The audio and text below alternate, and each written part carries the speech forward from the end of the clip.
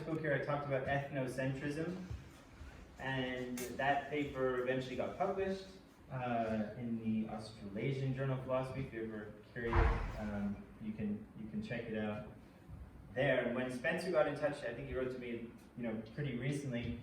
It just so happens that I have something new. So I've been writing about anger recently, and I've been wanting to write about it for a while.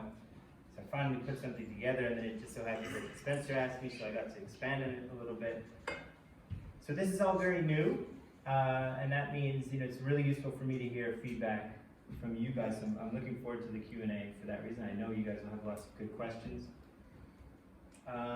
And hopefully the Philosophy Society magic rubs off so this paper gets published as well.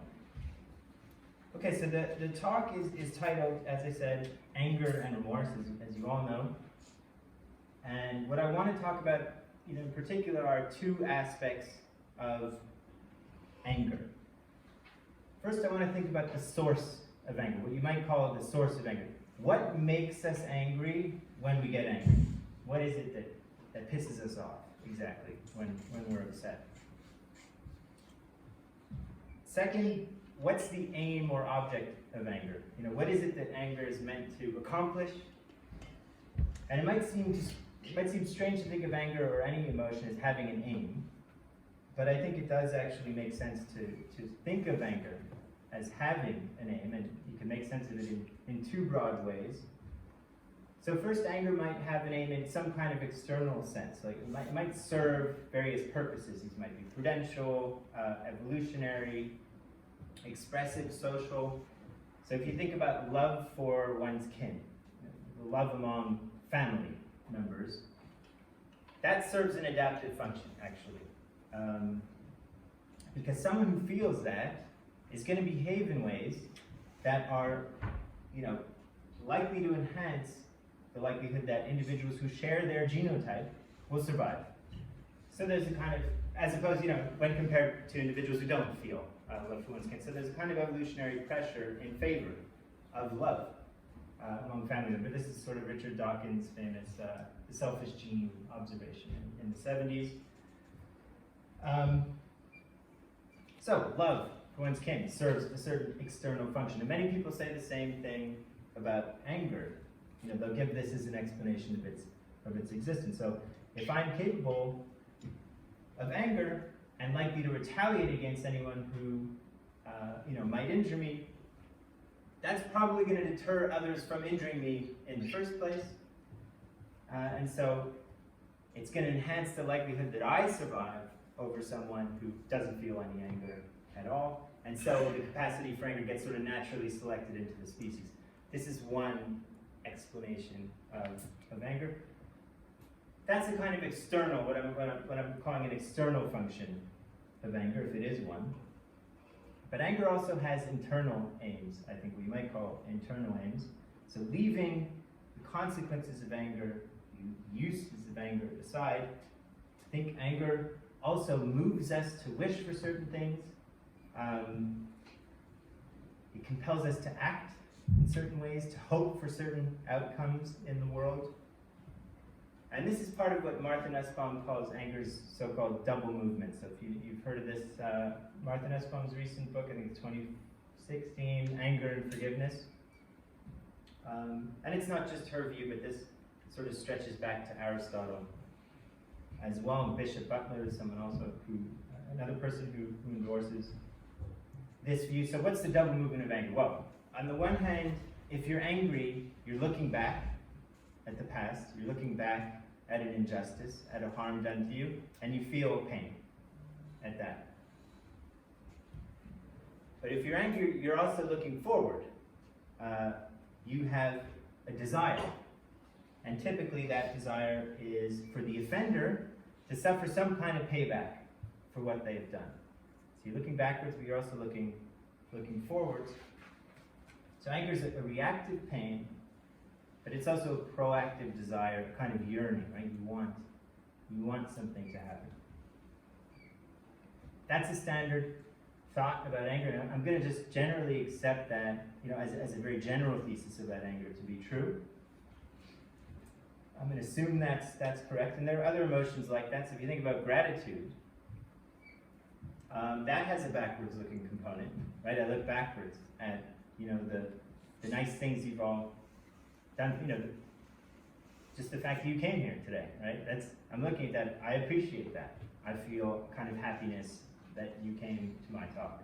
But also, it also gives me a wish to kind of repay, right? You want to repay the good deed. That's part of gratitude as well. So there's a backwards-looking part of it, there's also a forwards-looking component. So, I want to talk about both the source of anger and also the aim of anger in this internal sense that I identified. What makes us angry when we're angry? And what exactly does an angry person wish for? What sort of payback are angry people after? And most importantly, given the title, what can the power of remorse tell us about all of this? So I think it's pretty common. I think it's pretty familiar to all of us that when someone's who's wronged you, later on apologizes for this. They come to you, they explain how horrible they feel, how ashamed they are. They really demonstrate an understanding of the respects in which they harmed you or wronged you. And they seem really sincere about all this. If someone shows all of that to you, it becomes pretty hard to stay angry at them. I don't know if that's familiar to you, but I assume that it is. I think it's quite a common human reaction. You might still feel disappointed, you might still feel sad, you might still feel frustrated at what happened. You might be troubled by the whole event. Other negative emotions can stick around, but genuine and profound remorse from an offender normally makes anger on the part of a victim pretty difficult to hold on to, or at least a lot easier to give up. That's the phenomenon that I'm interested in. Maybe you're not so sure about that. I'm going to give you some examples to kind of back it up. But the broad point I want to make is that I think that this tells us something about anger itself. It tells us something about both the source of anger, what it is that makes us angry, and what it is that anger wishes for. So let me focus first, and this is going to take the most amount of time, on what it tells us about the source of anger.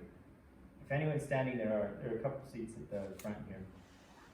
Probably more comfortable. All right, so let's think about what does this fact about remorse tell us about the source of anger.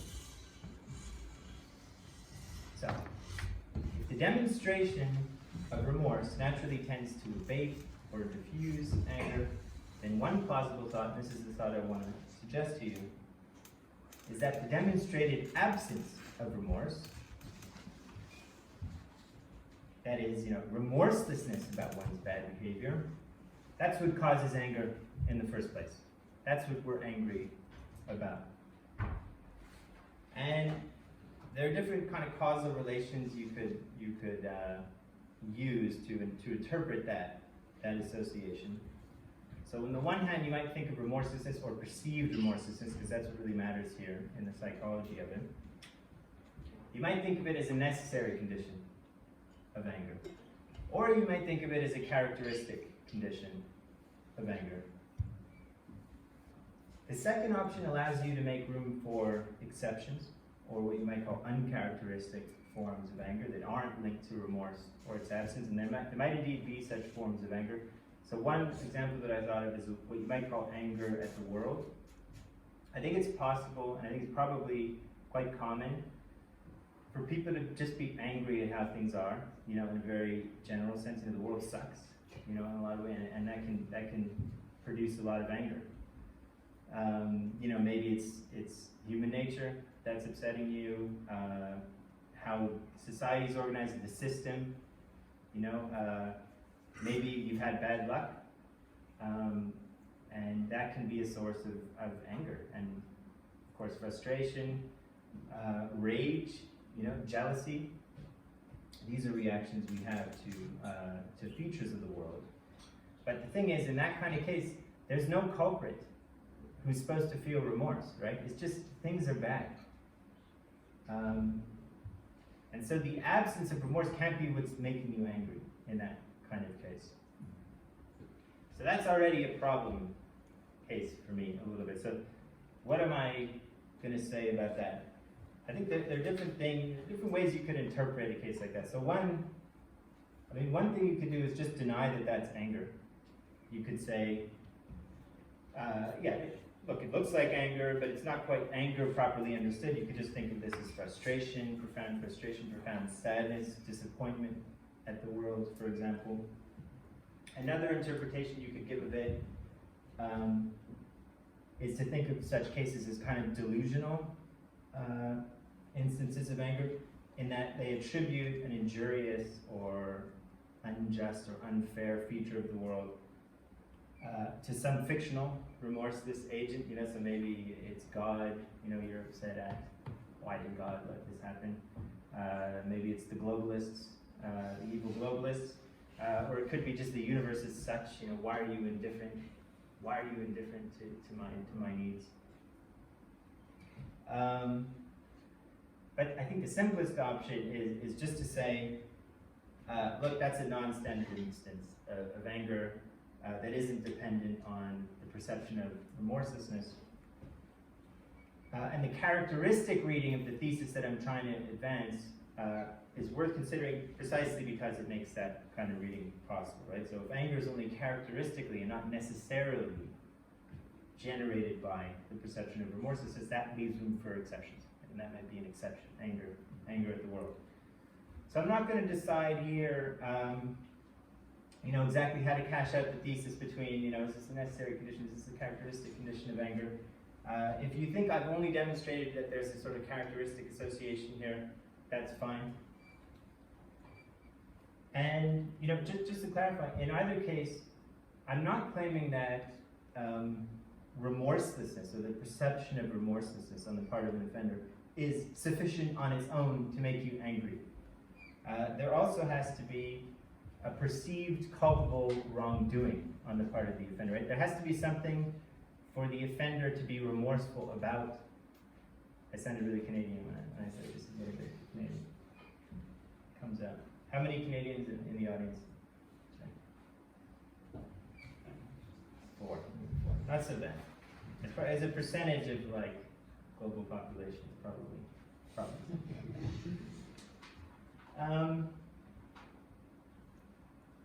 So there has to be culpable wrongdoing in the first.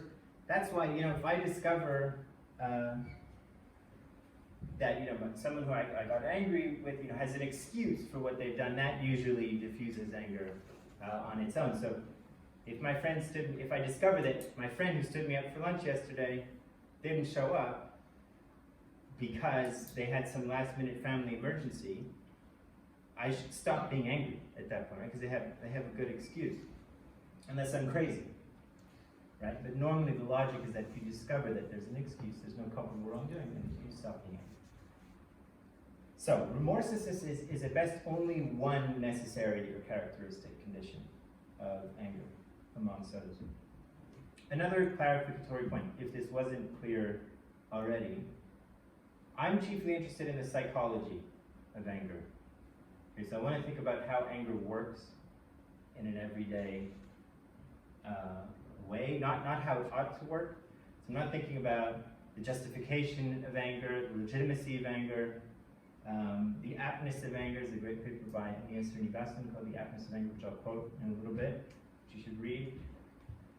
I'm not talking about those normative issues just yet, but I do think that this psychology has to come before you even think about the normative stuff. You need to understand what the shape of the emotion is before you start evaluating its legitimacy of its application or otherwise. It does make me wonder, though, if I'm doing psychological inquiry, is this really philosophy anymore? I'm not sure. Maybe you guys can tell me afterwards if you think this is philosophy or not. Maybe it's just psychological analysis, which I'm fine with. I'm okay with that, if that ends up being my career. So in any event, I want to show you, I want to kind of demonstrate that remorselessness is a psychological condition of anger, and I'm going to use 2 real-world cases to do that. But before I do that, I should probably tell you something more about remorse. This is part of the talk that I added in to make it longer because Spencer wanted it longer, so. But I figured I should probably talk a bit about remorse anyways. So there's a good quote that I'm going to use to sort of spell out what I think remorse is. I've told you a little bit about the basic features of anger, so you know enough now to get started. I haven't said anything about remorse. So let me try to rectify that by giving you a quote from, and sorry if this is a little bit long, it's not that long, it's a little bit long, from Adam Smith's A Theory of Moral Sentiments, so our local Scot, 1759. So Smith says, this is about the remorseful person, right? He's trying to give a description here. By sympathizing with the hatred and abhorrence which other men must entertain for him, the remorseful person becomes in some measure the object of his own hatred and abhorrence. The situation of the person who suffered by his injustice now calls upon his pity. He's grieved at the thought of it, regrets the unhappy effects of his own conduct, and feels at the same time they've rendered him the proper object of the resentment and indignation of mankind, and of what is the natural consequence of resentment, vengeance and punishment. The thought of this perpetually haunts him and fills him with terror and amazement. He dares no longer look society in the face, but imagines himself, as it were, rejected and thrown out from the affections of all mankind. Such is the nature of that sentiment which is properly called remorse. Of all the sentiments which can enter the human breast, the most dreadful. It is made up of shame from the sense of the impropriety of past conduct, of grief for the effects of it, of pity for those who suffer by it, and of the dread and terror of punishment from the consciousness of the justly provoked resentment of all rational creatures. That is a good writer. That's something. So we have here a starting definition of remorse, which I think is plausible enough. And it turns out that remorse is a kind of composite emotion, right? If you read that quite literally, it's made up of different parts. So first, if you're remorseful, you feel shame or embarrassment for how you've acted, or for the attitudes you have had, or you have adopted towards others. And shame is a kind of emotional reaction to, you might think that in a technical sense, a negative evaluation of the self. It's an emotional reaction to the public and or just private. You could privately feel shame, right? Private recognition that one has something to be ashamed of, right? That you've fallen short in some way. That's one component of remorse. Another component, remorse involves feeling regret for one's transgression. So this is a bit different from shame. Like shame is a kind of horror or self-loathing, on account of your transgressions. But regret is that combined with, I would think, a wish that you never transgressed, right, in the first place. And probably also something else. If you're regretful, you probably also have the disposition to dwell on the fact that you messed up. Right? You keep thinking, you're kicking yourself, why did I do that? Why did I do that? A little bit different from shame, right? More complicated. So I think personally I can handle shame in life, but I have a big problem with regret. Regret that for me is the most dreadful emotion, right? So Smith said remorse, and of course remorse is made up of regret, but so regret is my most fear. I try to live, without regret in a way that won't provoke regrets later on. I'm curious about it. Do any of you share that? So just raise your hand if regret is your most feared emotion. That's actually not that many. So maybe this is like a unique personality trait.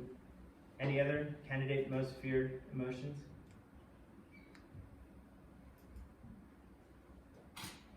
Sorry to send it. Anyone have What are you most afraid of? What emotion most scare you? Loss. Loss? That's a good one. Is loss an emotion, though? This is very unconventional, right? I'm not allowed to. Yeah, is that it? Perhaps a step further, just any passions which take control from you. That take control of you, you mean? Yeah. Like that you can't. Take control of it. Yeah. Be it last or something, perhaps even positive, usual consequence. Yeah. Yeah, I'm curious. I'd be interested to know. Maybe you can all like write it down and then. I just want to know, right? I want to know what are people most afraid of. Okay, regret. Third, grief. Remorse is made up of grief at the harm that one causes by one's actions and attitudes. And I think, grief is probably just a kind of pain or sadness, similar to the backwards-looking component of anger, right? And at the backwards-looking component of anger, the victim looks back and feels pain at how they've been treated. So the grieving offender does the same thing from the opposite side, right? They feel pain at the harm they've caused. I think that's probably a decent way to understand grief. There's something else in remorse. There's also pity, if you remember. So the remorseful person feels pity for the agent they've wronged, and on account of that wrong. So they don't just feel pity in general, right? It's got to be pity because of what I've done. And I think that's really important because pity has to involve some kind of like moral or imaginative engagement with the perspective of the person that you have wronged. So Smith says, the situation of the person who suffered by the offender's injustice now calls upon the remorseful offender's pity. He's grieved at the thought of that situation. So there's a sense here that the offender is perceived or is thinking about the situation of the victim and feels some kind of sympathetic pain on their behalf. That's not just a matter of feeling grief, I wouldn't think. Someone who feels pity feels pain not just for the fact that the wrong has occurred, but they feel grief for the person that they have wronged. They're sad for the victim in particular.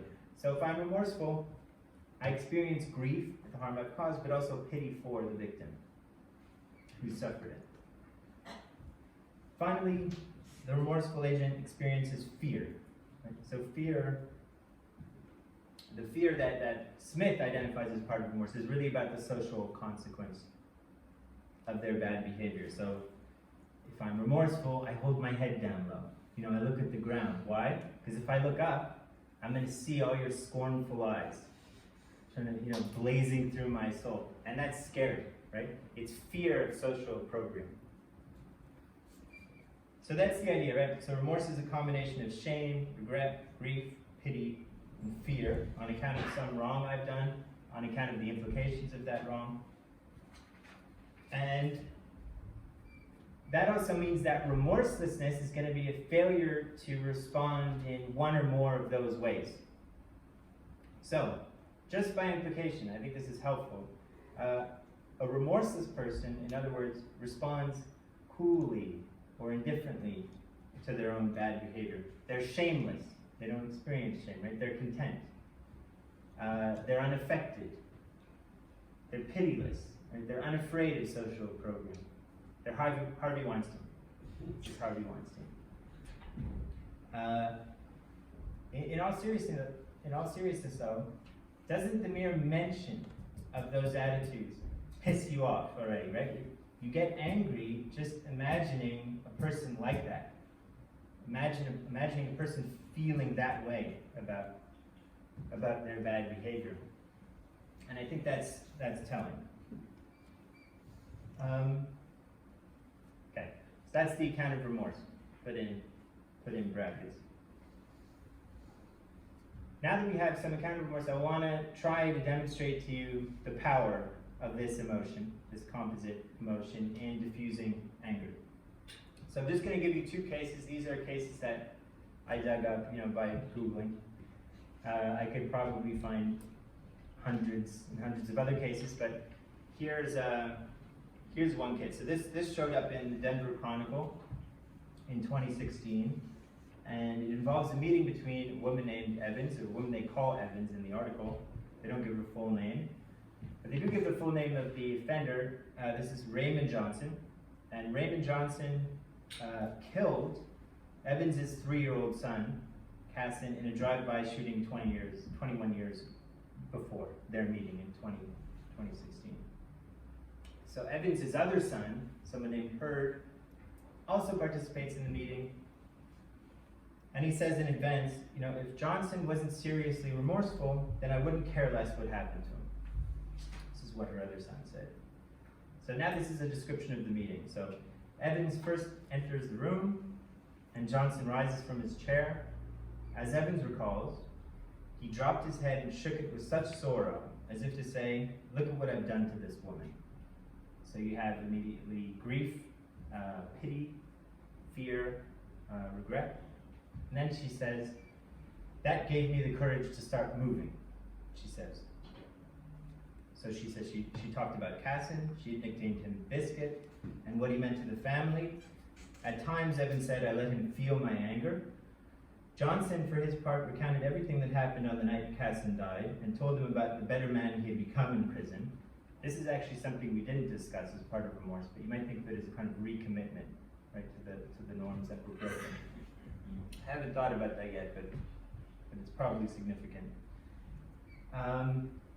So just continuing, Hurd said, so this is her other son said, at that point, he felt his anger abate, and he got the confirmation he sought, that Johnson's remorse was authentic and that he was doing something right with his life. Evans and Johnson resolved to continue their relationship, a process she told him would require time and patience. I'm not at peace with him spending the rest of his life in prison, Evans said. I'd like for him to receive another opportunity to come back into society and be functioning. I did let him know that. I'd like to see his case be reconsidered. Again, remember that's the same man who murdered her 3-year-old child. That's one case. Here's another case. It's reported by something called the Forgiveness Project, which is an NGO which focuses on what they call restorative justice, so healing justice, bringing victims and offenders together to sort of talk through what's happened and find some healing at the pain. So this is a meeting between Matthew James and his partner Katie and Billy. So Billy burgled their apartment twice in a 3-month period, gravely undermining their sense of security. Imagine someone repeatedly, you keep coming home and someone's burgled your apartment. It's pretty disturbing.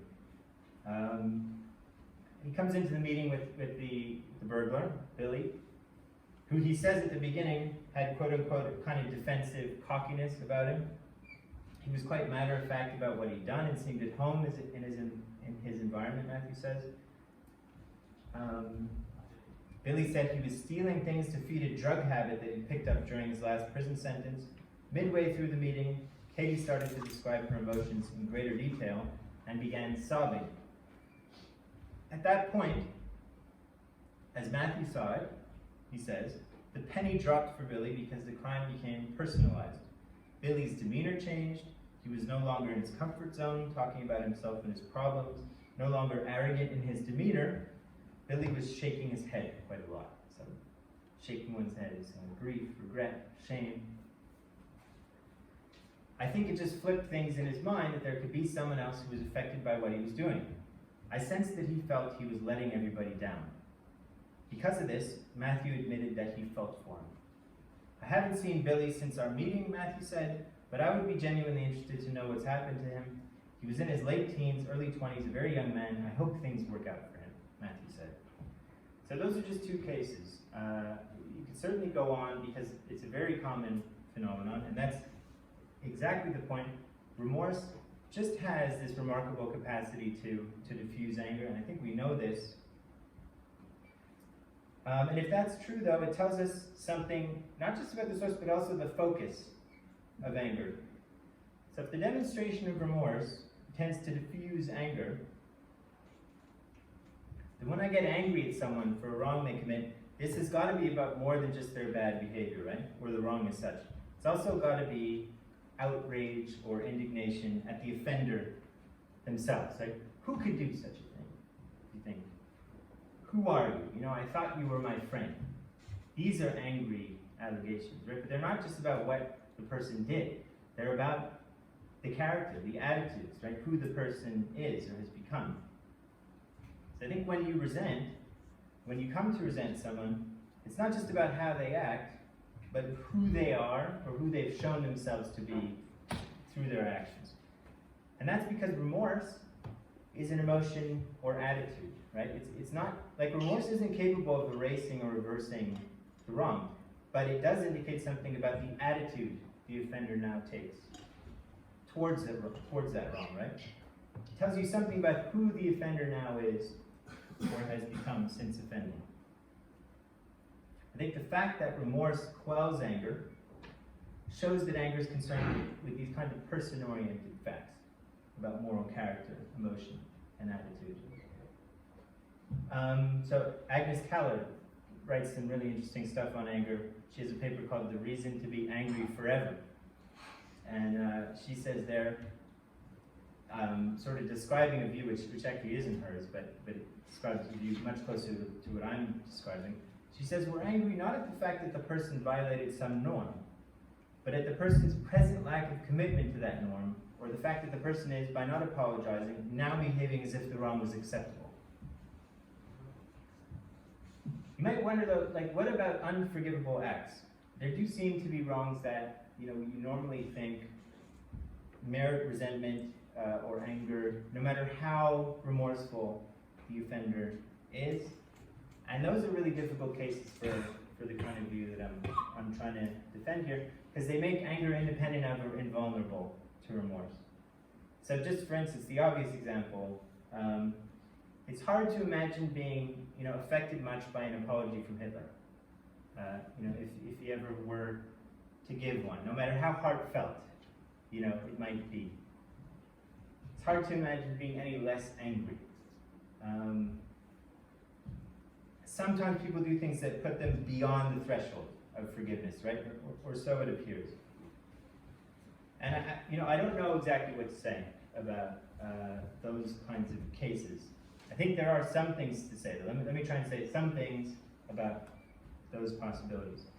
So it might be that what we call unforgivable crimes are really ones that we think that only a truly evil person who's constitutionally incapable of remorse could ever commit. So, on that kind of reading, what you're really doing in saying that some act, let's say, for instance, torture is unforgivable, is anticipating the torturer's inevitable remorselessness, right? Like no one who's had any kind of moral sensitivity would ever do that, right? So we're anticipating that there's never going to be any remorse, and we're pissed off about that. But then you also have to think, and this is one of the complications of thinking in terms of evil, right, in black and white. If someone's truly incapable of remorse, can you really blame them for not having any remorse?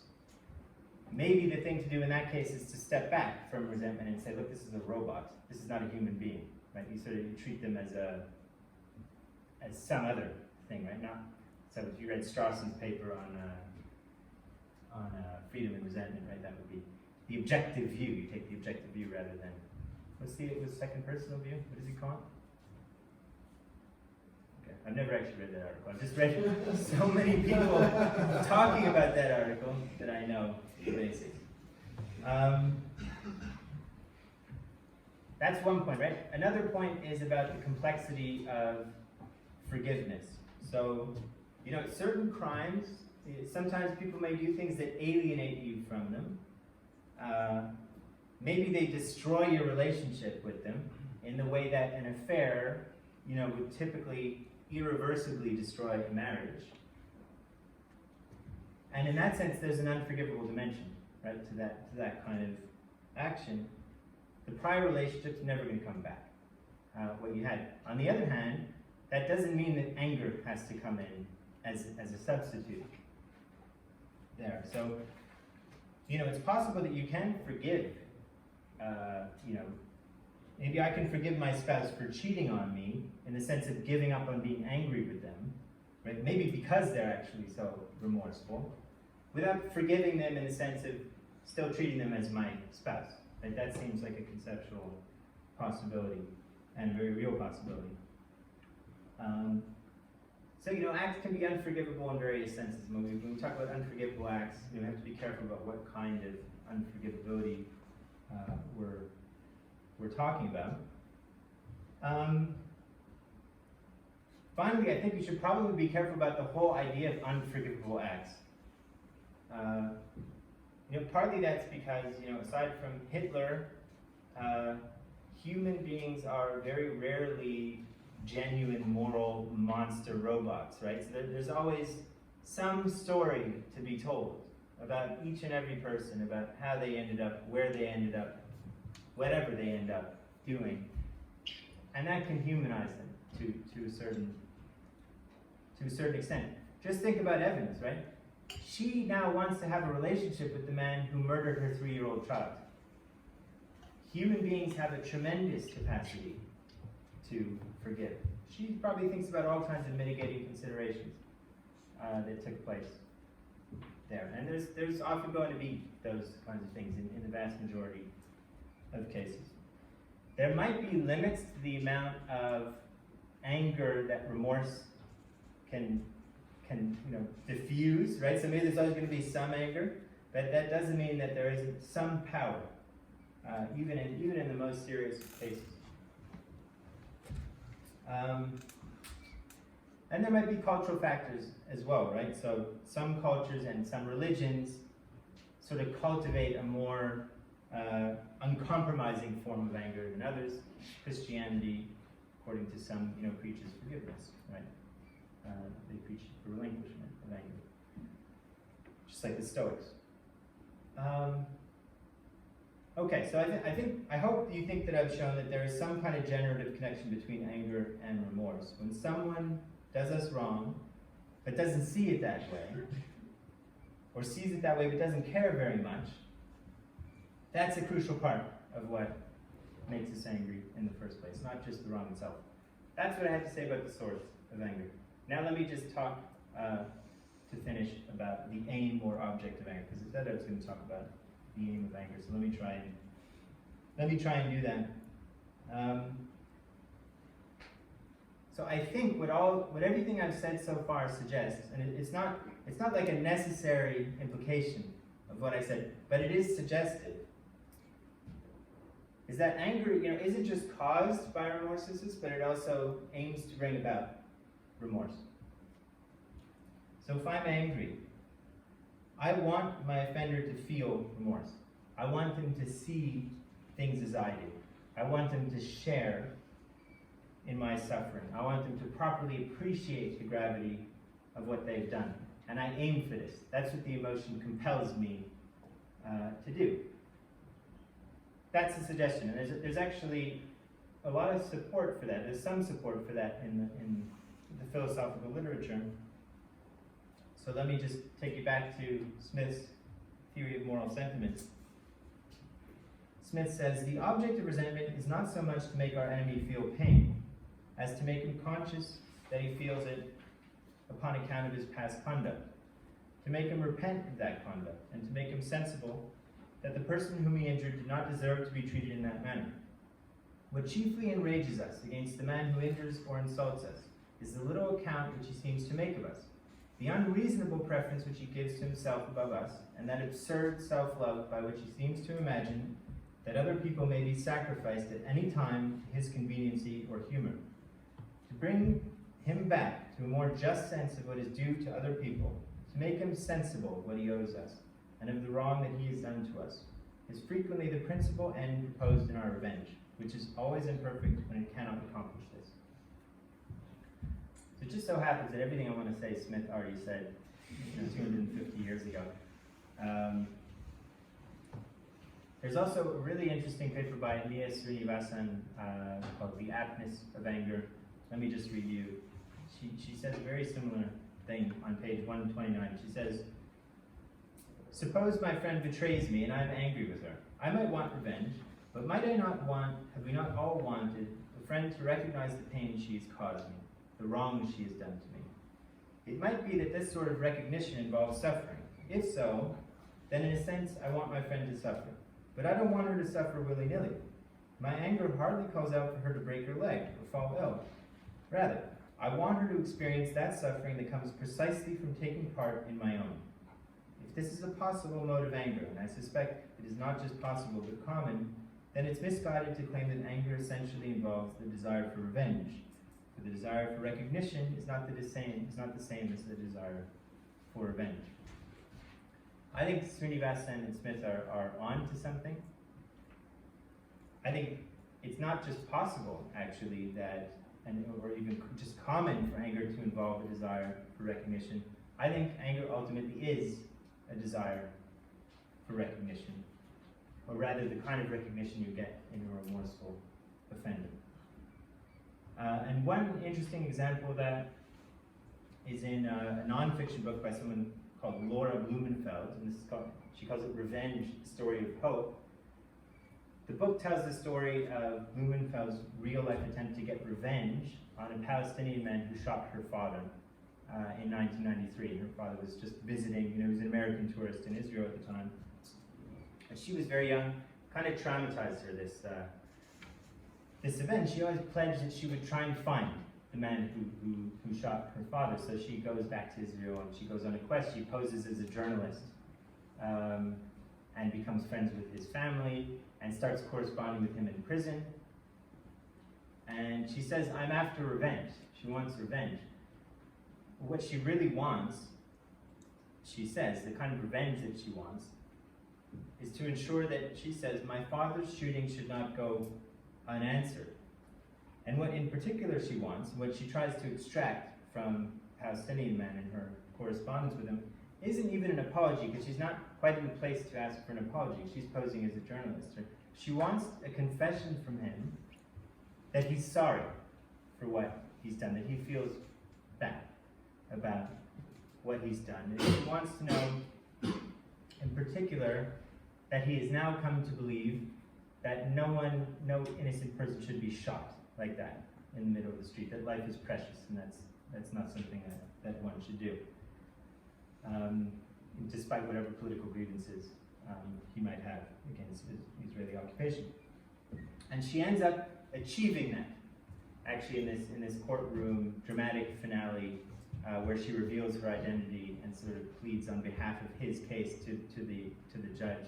Finally he sees who he's been talking to, the daughter of the man who shot for so long. And he does end up becoming very sorry once he personalizes the victim. So for Blumenfeld, the revenge is the recognition that she sees. That's the kind of revenge she wants. The recognition or remorse from the offender that what the offender did was wrong. She wants him to see it as she sees it. And that's why, it's revenge, a story of hope, right? It's a hopeful form of revenge. So even if you accept that this possibility is actually fundamental to anger, that anger is after recognition in a fundamental way, there's still some important distinctions to draw. So first, I think you should distinguish between feeling remorse in the sense that we described earlier and expressing remorse. So those are two different things. I can feel remorse without expressing it, so maybe I hide my remorse really well. Also, you might express remorse without feeling it. So you can feign remorse. And typically, you would think what a victim or a third party wants is for an offender to feel genuine remorse, right? Not just to express remorse. Nobody wants fake remorse. On the other hand, sometimes you do want an offender to express their remorse to us in a particular way, in the form of an apology. Sometimes you insist on it. I want you to apologize for what you've done. So an apology is a kind of formalized expression of remorse to the victim in particular, right? It's a kind of formalized expressive act.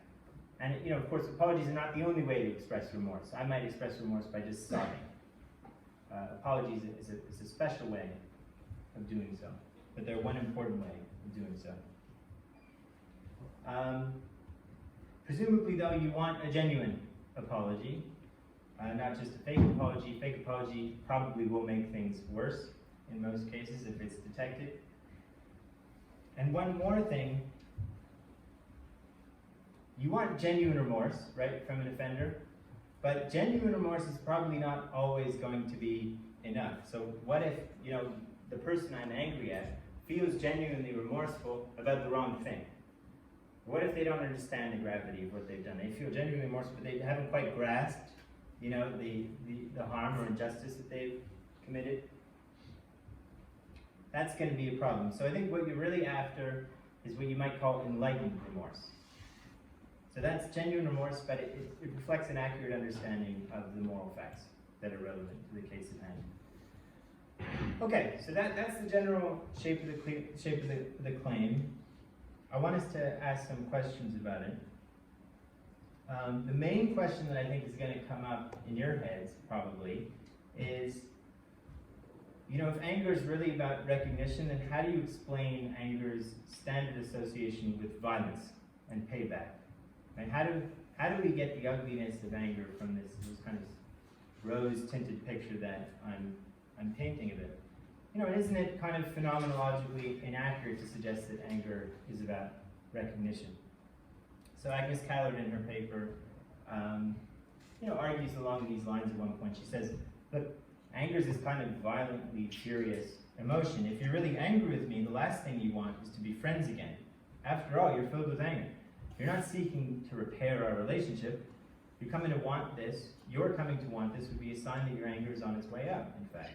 In the throes of anger, you're motivated to lash out at me, to hurt me in the way that I hurt you.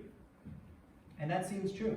When you're angry, it doesn't feel like you're requesting or seeking recognition, right?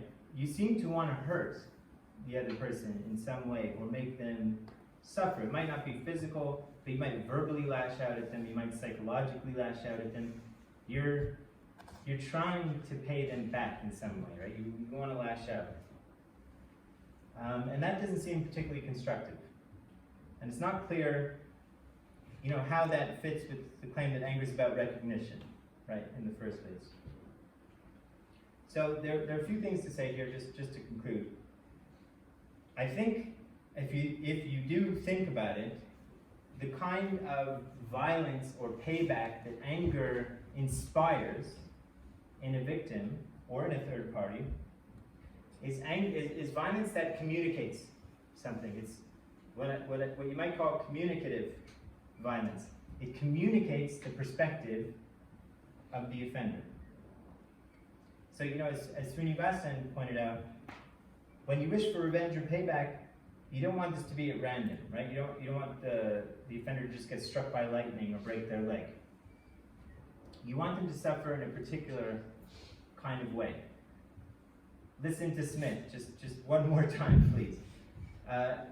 Smith says, it's one thing if I hate someone, but it's quite otherwise with resentment. If the person who had done us some great injury, who had murdered our father or our brother, for example, should soon afterwards die of a fever, or even be brought to the scaffold upon account of some other crime, though it might soothe our hatred, it would not fully gratify our resentment. Resentment would prompt us to desire not only that he should be punished, but that he should be punished by our own means, and upon account of that particular injury which he had done to us.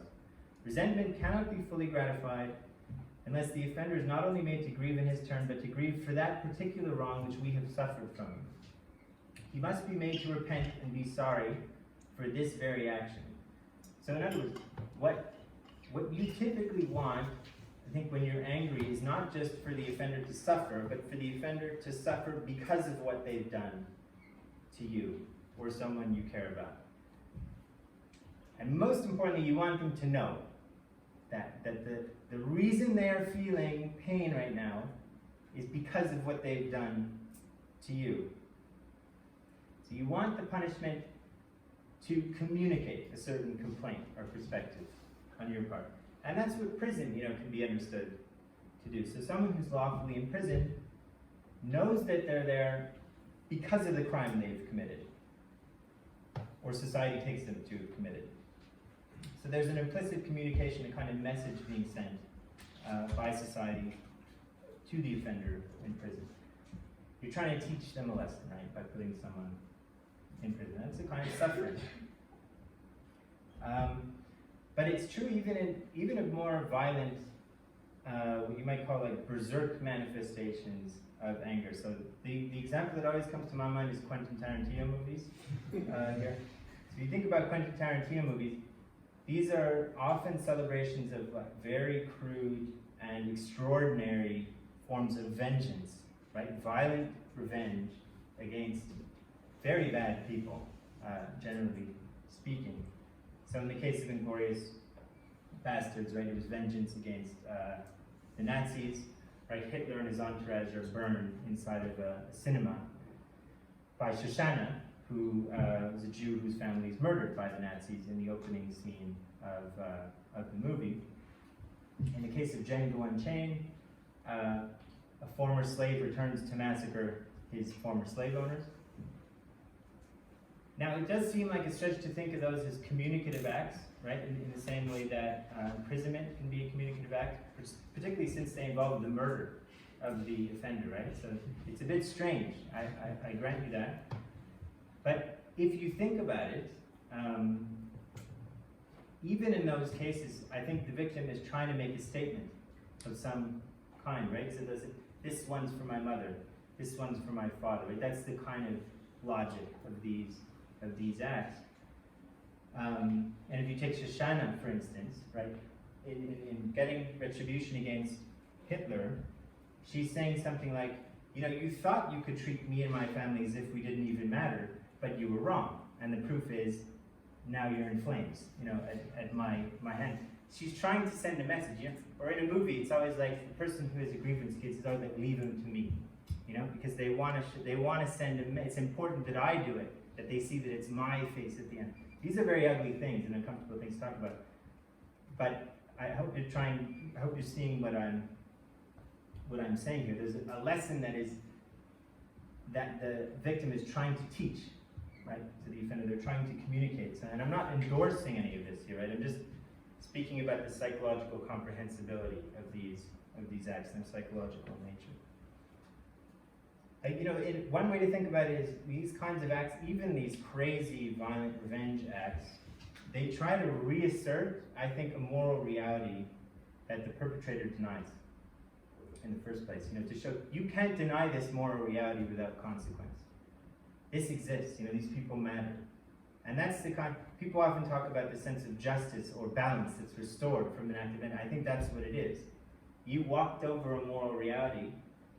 No. You can't do that. This is real. These people's lives matter, and I'm going to show that. I'm going to establish that fact in an act of violence. You know, it's the same kind of satisfaction you might get if you get any satisfaction, if you would get any satisfaction from watching Trump like flee the White House because of nearby fires caused by global warming, right? Because you know he'd finally have to bear witness to the reality that he denies. And there's some satisfaction, right, in that. So those are cases of what you might call communicative violence, and I think they fit my thesis well enough.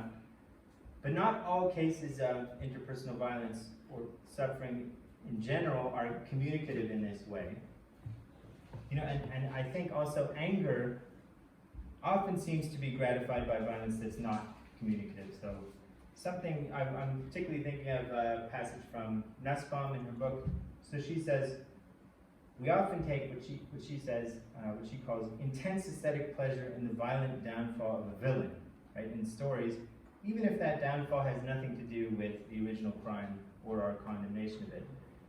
So you know, if like an abusive kidnapper who was never brought to justice gets hit by a car, and you know suffers for that for years, there's some kind of satisfaction in that.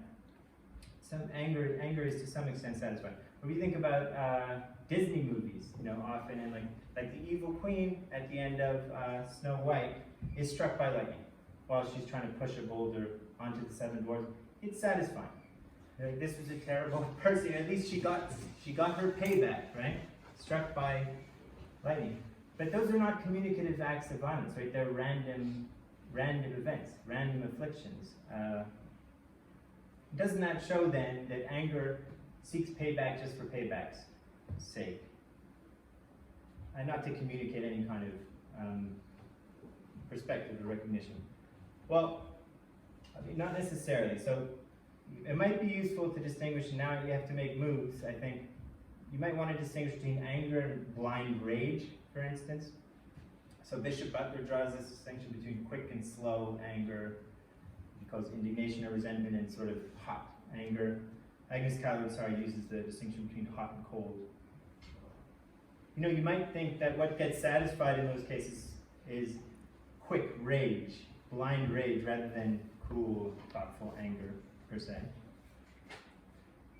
Another sort of careful point to make there is that we should probably be careful to separate, the understandable relief you experience when a threatening person, like an evil queen or a kidnapper, is removed, when the threat is neutralized, from the gratification of anger itself. So it might be that the relief you get when the queen is struck down is like, oh, finally, the seven dwarves won't be murdered by her, or something. There's a kind of relief that comes in that. But a third point is that, I think it's possible that we resort to violence, lashing out, and even random acts of random calamities when we anticipate that an offender is never going to feel any remorse. So maybe sometimes we treat violence, even very crude forms of violence, as a substitute. We want the person to feel something, some kind of suffering for what they've done. But when we know that they're not really going to feel it, we adopt a substitute, which is to punch them, or maybe it's physical. And that might just be the way our psychology goes, right? We find some way of inflicting our message on them. If we don't think they'll get it, it becomes physical. That's a kind of ugly implication, but it's consistent with what I would have been arguing. And again, it's not a justification, right? So I'm not arguing for the justifiability of lashing out in that way. It's just an explanation of why we lash out in that way. So that's it. I'm going to stop there, because I might probably out of time anyways. But I just want to list three things, three implications that are just important to know. So if you think of theories of punishment as accountable to the logic of our moral and retributive emotions, there's a surprising thing here, because usually when people talk about anger and the logic of anger, they associate that with retributive theories of punishment. The idea that the purpose of punishment is justice, right? To seek retribution. In fact, there's a surprising finding here, though, because if anger is a communicative desire, what this speaks for is actually the communicative theory of punishments. Our Anthony Duff, he's at Sterling.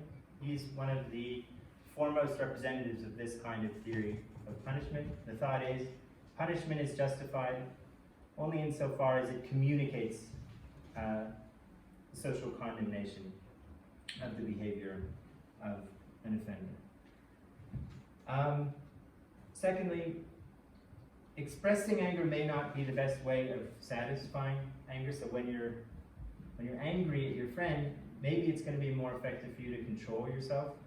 If what you want for them is to see your point of view, maybe you should try to stop yourself from lashing out. Shouting or fighting might not be the best way to get that. You might close them off, right, from your point of view.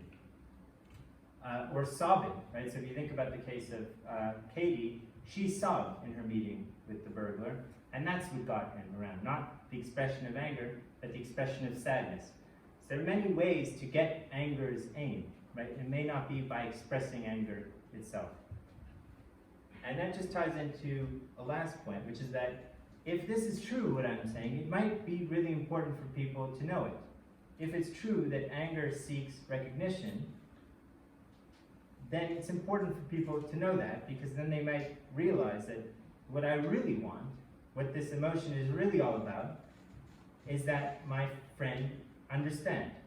And so you might realize that the better thing to do is to talk to them, rather than to lash out or to resort to violence or to try and hurt someone. Okay, that's it. Thank you very much.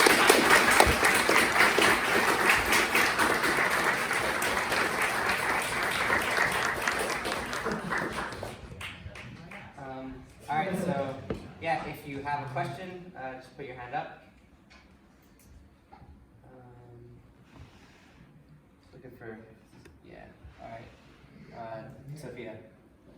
Yeah, thanks for your talk. It's really fascinating. I was just wondering what your thoughts are when a perpetrator of violence or a harmful act feels remorse, and then they feel anger towards themselves again. So not in the relational case, but just they feel angry out of the remorse. And they Typically, this is an offender or an offender, and then they feel remorse, but instead of perhaps expressing that to the people they've hurt or the person they've hurt, they get angry at themselves and they're unable to express that remorse. And I was wondering if that would fit into the idea of what you were saying about recognition on an individual level, because they would be unable to recognize, or they would not be allowing themselves to recognize. They don't want to recognize the harm that they've done, so they get even more angry.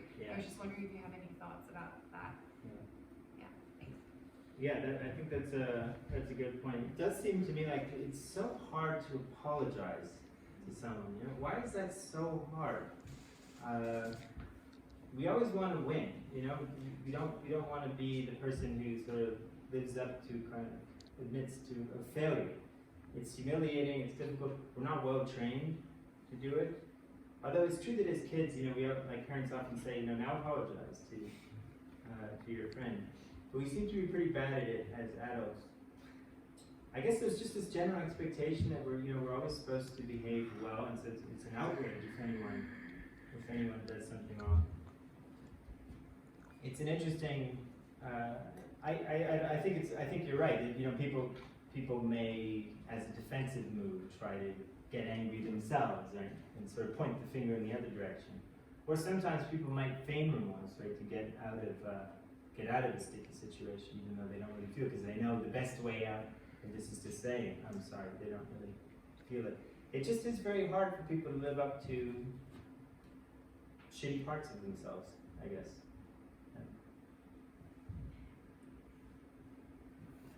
Yeah.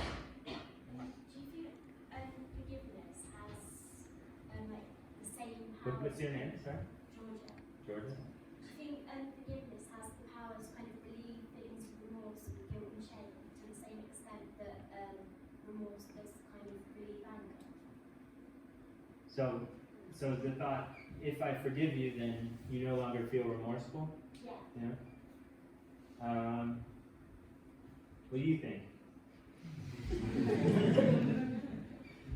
think it probably does, because if you're feeling really, really guilty about something and you can't forgive yourself and you can't accept what you did, and then if you manage to kind of communicate with the person who kind of upset or did something to you, and they say, look, it's fine, I forgive you, I think it probably does. I don't know if it does to quite the same extent.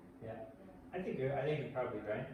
So like if you have a good conversation with your friend, you come to a mutual understanding, they probably won't torment themselves anymore with guilt, but they probably will still feel bad about that event, right? It's particularly if they come to understand it as you did.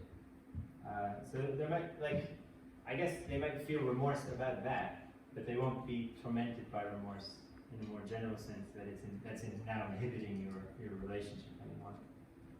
Maybe, does that sound right?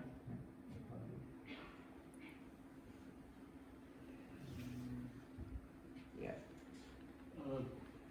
Two-part question. First, if I feel grief because of suffering from the hands of the person who I did something to, say, I stole your computer and you burned my house down. What's your name?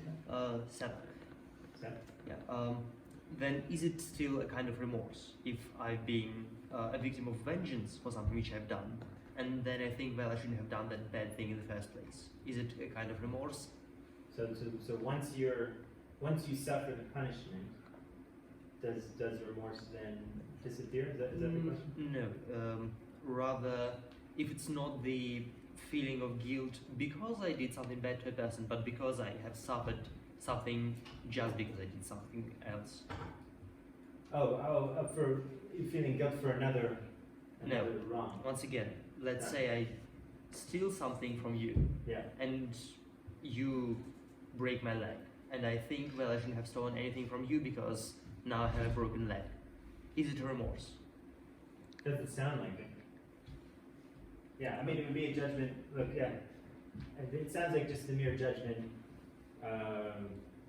It's unwise for me to steal from this person for practical reasons. That doesn't seem like you're sensitive to the moral fact there, which is that, you know, it was wrong for you to do that. Okay, then other case, say I wage war against somebody and then I am defeated and have to escape to South America. And I feel bad for losing the war. Is it also not a kind of remorse? What's the situation exactly? Okay. You lost a war, you fled. I fled Because and you're now I afraid feel what you do. bitter for losing, not exactly for the suffering I caused, but rather for the fact that now I'm defeated.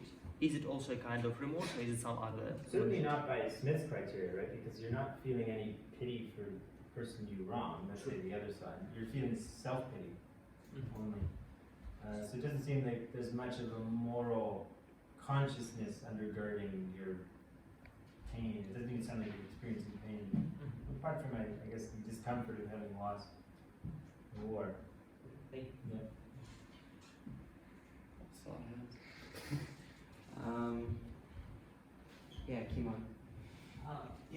Thank you very much. I found the talk very enlightening. I think that the one bit that I want to push back a little bit on is like the claim you make very early on that anger at the world is not a characteristic example of anger, and I want to maybe suggest that what we're really talking about is like two different kinds of anger that might exist separately or together. So you can have anger at individuals and anger at states of affairs. So not just maybe the world, but maybe things being very specific or less specific way. And so I think that could explain cases where there is some residue. So even if the person that you have that has wronged you, they feel remorse. So maybe your anger at them is eliminated or alleviated. Yeah. But there's still some remaining anger about just the fact that the wrong happened, or that we live in a world where such things happen, or individuals like that do things like that. So maybe that's a thing to consider as an option. Yeah. Yeah. I think that's fair. I was just thinking about that today, yeah. So, you know, like, someone's, you know, you told someone to mark the papers correctly. I'm thinking of like Lisa, you know. I'm imagining that I pissed off Lisa actually by like not marking a paper correctly. But then I came back to her and I said, you know, I'm really sorry, and you know, I'll never do that again. She might not feel angry towards me, but she'll still be pissed off, I would think. And the lingering anger would maybe be described in the way that you put it. It's the state of affairs, the fact that the infraction occurred. But then I thought, well, maybe what's left over is just annoyance. You know, not anger. So maybe she's just annoyed that, you know, I didn't do what I was supposed to do, that, you know, a student didn't get their paper graded correctly, but anger's disappeared. It would be another move. It would be a move I could make, but maybe it would be disingenuous a little bit. So I'll have to think about that. Thanks.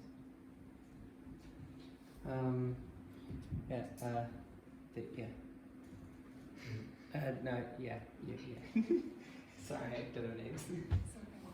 I was wondering if you think it ever gets confused who is a victim in a certain situation, and maybe the way we see victim is a bit difficult. So, like, do you think there's any responsibility on who you were describing as the victim to feel any elements of remorse towards, like, a supposed perpetrator, or can they be seen as a victim of a system in themselves?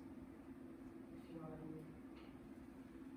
Yeah, I mean, that's certainly what happened with Evans. And so she felt like a victim, and then, you know, once she saw that he was ashamed, was able to start seeing things from from the perpetrator's point of view. You know, this was a young kid, a teenager. He didn't know what he was doing. He, in some sense, was a victim of his friends and his associates. Is there a responsibility to do that? Maybe. It is interesting, though, that that possibility only really opened for her, I think, once she saw that he felt bad. You know, before that, I think she would probably be too caught up in her own hatred and resentment. So maybe there's something about remorse that also allows us to start to see things from their point of view as well. But it's interesting to think of that as a responsibility on the part of the victim, to think that there might be more than one victim in fact. Yeah. Does that answer your question? Yeah. Alright, we're gonna have a couple more, and then I think we'll call it. So Maybe you could just bunch them together, so then. yeah, okay, or- so just so because I want to hear what they're on. yeah. So Are you okay having a couple more to go running? Yeah. and if you want to leave, you can leave. Yeah. Don't feel embarrassed or anything. So okay, put your hands up if you want to ask questions. That's all questions. Alright, I'm gonna go 1, 2, 3, and 4. So all in a row? They're all coming in a row? Okay. Oh, you're in a row. No, is that what you're planning? Oh, I just thought I wouldn't call out people anymore. Okay. Okay, you know what we'll do? No, that's fine. Okay, yeah. I'm not angry. Alright, sure, yeah, take it away. So my question is about when the situation and the emotion don't fit together. So a lot of the time in survivors of abuse, you have a situation that warrants anger, but the victim doesn't feel it and can never really feel it on behalf of themselves. And then my other case was unwarranted remorse. Again, in the case of abuse survivors, they often feel remorse of their own actions, words inappropriate to feel that. So there's a lot of like self-blaming going on in those situations, and that's not really an appropriate emotion to have, because it's not, the anger shouldn't be, or the remorse shouldn't be directed towards themselves, but to the actual abuser.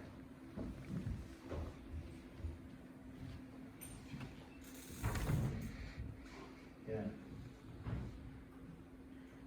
So that sounds like obviously a very common psychological possibility, right? I'm a victim, but I've been gaslighted into thinking that somehow I'm the culprit here.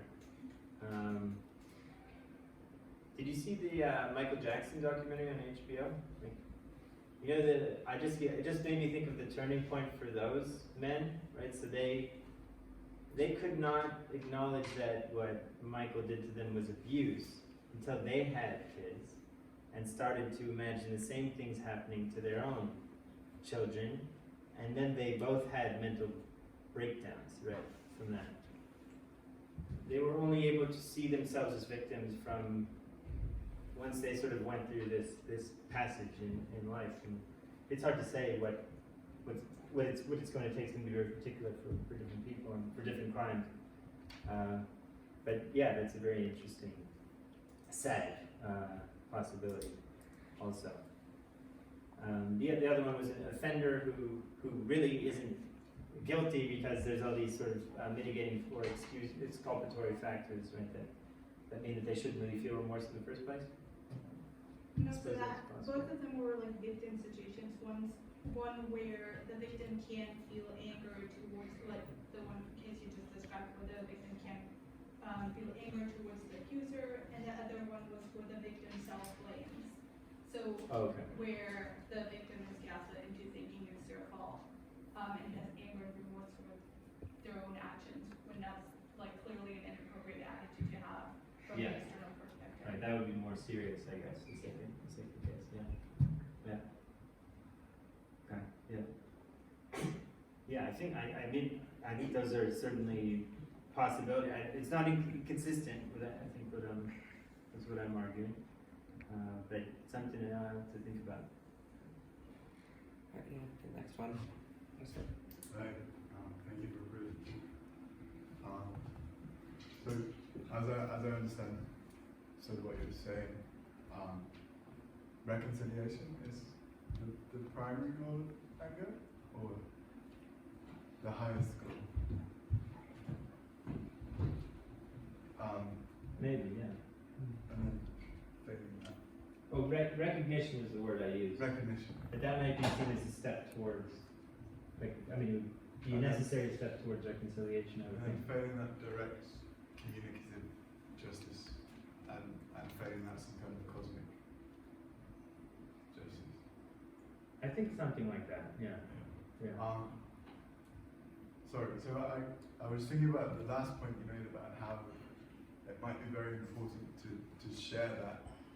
And I think that's true, you know, an understanding of the workings of emotions can be very, very useful in working through them and helping find solutions to them.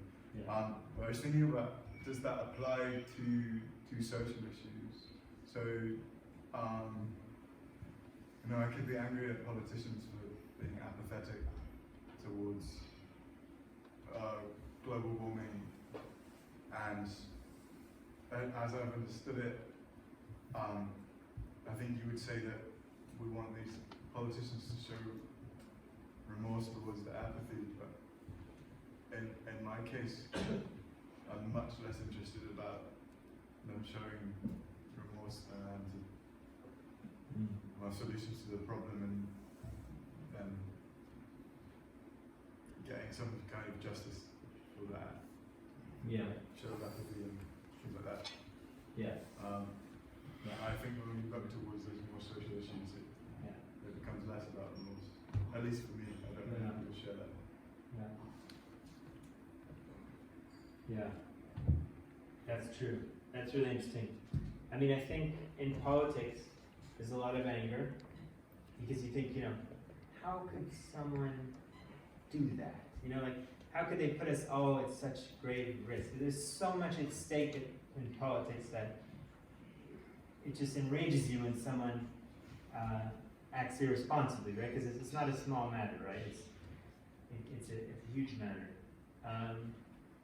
But if we do feel angry about the decisions of politicians,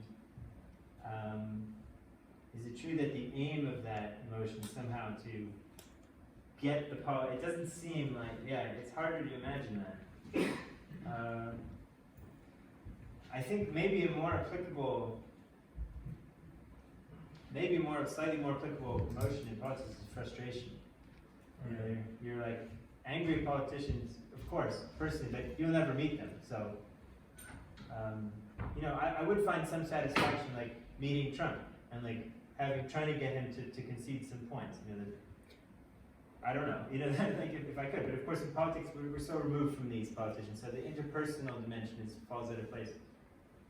But it may be that a large part of what remains is frustration, that you're at the whim of someone who you think is guiding the country in the wrong direction or something like that. Yes. Sorry. Yeah. Then last two, if you could just go, you ask the question, and then you ask the question right after, and then we'll answer both. And then we'll call it. So I just had a question about if you think the offender's intentionality matters at all, maybe for our ability to forgive them or to at least believe that they're truly remorseful. Like if we think that they didn't intend harm in the first place and now they feel bad, or if they did intend harm and then they feel bad, if there's a difference between those two things. Yeah. Oh, there's two. Yeah. Okay, sorry. So what I want, your account seems to have as one of the major elements being desire for communication of some moral reality that has been ignored. But could there be a problem here in that we do observe cases in which someone is angry but doesn't necessarily have that relating to any strong moral convictions? Could that be a problem for the account?